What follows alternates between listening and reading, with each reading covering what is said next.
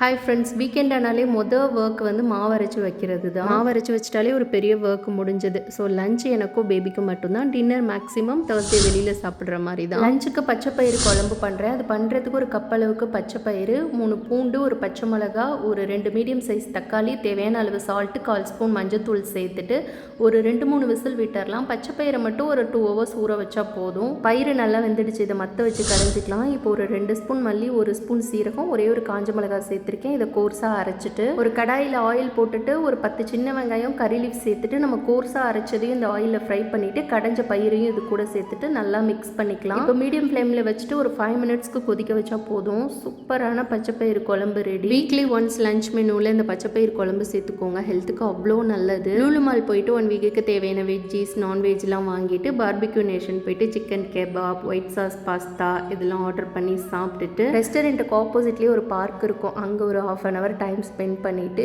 அப்படியே ஒரு long drive போயிட்டு இளையராஜா மியூசிக் கேட்டுகிட்டே வீட்டுக்கும் வந்தாச்சு.